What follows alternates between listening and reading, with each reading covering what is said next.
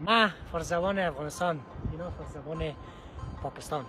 ما میخوایم که کلماتی که ما شما در فارسی استفاده میکنیم بیایم ببینیم که چقدر فرق میکنه. ناظرینی که ما را از تاجیکستان میبینه، از ایران میبینه و از افغانستان میبینه. خب شروع میکنیم. ما نجار میگیم، شما چی میگین؟ ما ترکان میگیم. ترکان میگین. خب ما میگیم بانجان سیاه، شما چی میگین؟ ما باقلا. باقلا. ما میگیم گوگر، شما چی میگین؟ ماچیس. ماچس میگین. خب ما میگیم قریه، قشلاق، شما چی میگین؟ قشلاق. ما قشلاق. خب قریه نمیگیم. درست. ما میگیم که خسر، شما چی میگین؟ خسر. ما میگیم خسر برای، شما چی میگین؟ ما خسر میگیم. ما میگیم خیاشنه، شما چی میگین؟ حالا تو میگی من ندارم. خشتامن میگیم. ها؟ خشتامن. خشتامن. خب درست. ما کاکا میگیم، شما چی میگین؟ ما خالق میگیم. خالق. ها؟ ماما رو شما چی میگین؟ ماما. درست. بچه، دختر، پسر، دختر شما چی میگین؟ یک حساب است. اینجا هم برابر شد. خب ما میگیم دیقان. ما دیقان. دیقان ها؟ خب ما میگیم آوازخوان. ما میگیم بیتگو. بیتگو. یک نفر یک میمانی خوب پیدا کردن بعد. بیاین. سلام علیکم. خوب هستین؟ بخیر هستین؟ صحتون خوب است؟ جان جور. سلام. داری چیال دارید؟ فارسی زبانی داری است؟ بله. شما خوب هستین؟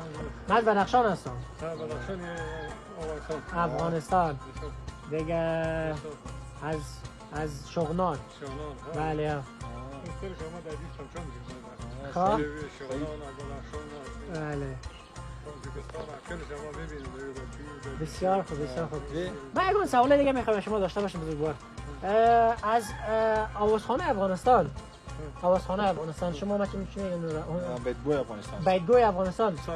سراینده. علاقه من کدام شهر هست؟ کامش بیتخش است. سراینده در افغانستان که چی؟ همین فارسی باشه، فارسی زبان باشه. تاجیکی کی است؟ تاجیکی نگینه. مدینه.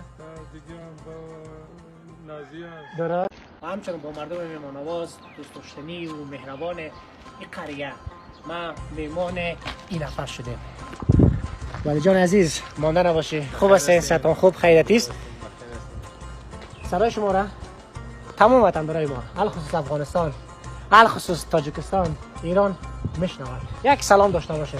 با همه افغانستان سلام باشد، با تاجیکستان و کلی فارسیوانان کلی جهان. سلام علیکم. یک پیام تام برسان. چی پیام داری با تاجیکستان، با ایران، با افغانستان؟ بس جای چکر است. ما خو پاکستان هستیم، خو زبان خو فارسی است. بله. نظم و نظام بدخشان است. بله. اصلیت از بدخشان است. خو هستیم پاکستانی. چکر کنید پاکستان رو ببینید. مدگلش دین در قریه فارسی زبان ها بیاین اینجا خصوص. مدگلش رو ببینید.